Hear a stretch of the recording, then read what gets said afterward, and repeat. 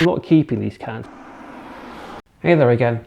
It's been a while since my last headphone review, and today's a bit unusual since I'm usually only reviewing things I'm enthusiastic about. I mean, why take up your time or mine with anything else? But in this case, I think there's still something to learn and share about the experience, and if I just do stuff I like, casual viewers may think I'm really just trying to sell stuff.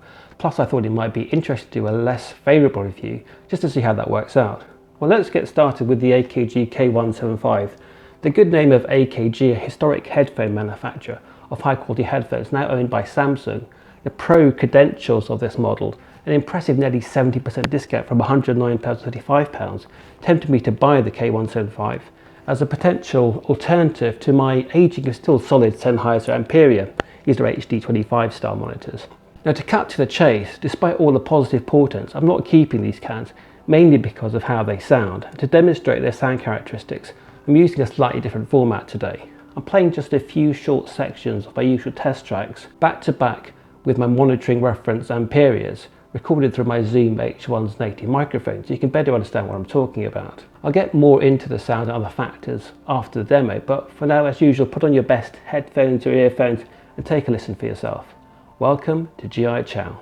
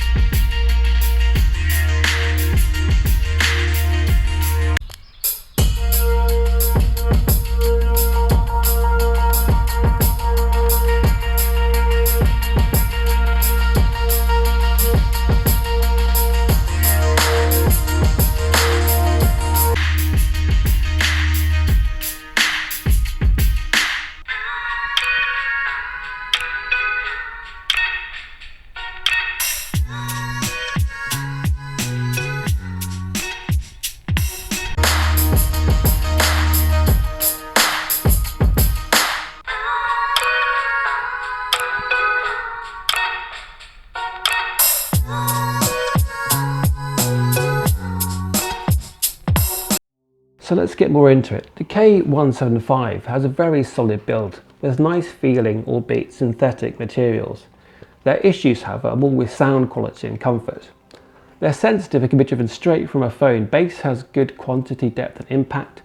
Hans Zimmer's Why So Serious in my test tracks playlist is a good test of this, with slightly greater sub-bass quantity than the Amperior, though less kick or immediacy of impact and slam. Mids, however, are not as clear, and treble lacks detail, air and shimmer. In Shimmy Shimmy Ya, for example, which also has some recording noise at the beginning, which is unusual for a monitoring can. Those with that higher sound quality headphones may not appreciate this, but it's quite obvious if you do, and the sound flaws remain with my dedicated higher power, transistor and tube headphone amps. Now, tonality wise, they're fairly flat with a mild mid-range boost around 600 Hz, so far from being completely useless and likely adequate for monitoring recordings for technical flaws. However, they sound less natural and realistic than the Amperiors, and even my cheaper modified Super Lux monitor headphones. I've got a separate video on those. Now, soundstage is not a huge consideration in close back headphones. However, this is quite limited in Fly Me to the Moon, for example. Now, moving on to comfort, despite the generous memory foam style padding with nice feeling synthetic leather material, and the largest cups that articulate in two ways with swivel around the vertical axis of the headband and tilt through the horizontal to accommodate the outer ear, they are uncomfortable due to the size of the pads, making decidedly on-ear rather than circumaural. So while the earlobe can be kept within the hollow of the cup, the level of clamping force on the upper part of my ear was worse than with the Amperiors, which also have a reputation for poor long listening session comfort due to the level of clamping force. Now, they have a proprietary 3-pin connector at the headphone end, and 1 meter of unstretched coiled cable terminated in a threaded mini jack that will feed through a phone case quite helpfully. So in a nutshell, these are well built but uncomfortable portable headphones with good sensitivity and bass extension, but less clarity than competing monitoring headphones, even at the same heavily discounted price point. You're definitely getting more than your money's worth with the build, and these should wear heavy use well. But for sound quality, they were just good and not as impressive as alternatives at the same price. I'll link to the full raw recordings for those interested. I'm also trying out some much shorter videos, but still focusing on the cheapest ways to get high quality in audio and related areas, so bear with me while I work on that one.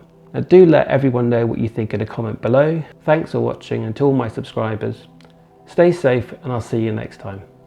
Bye.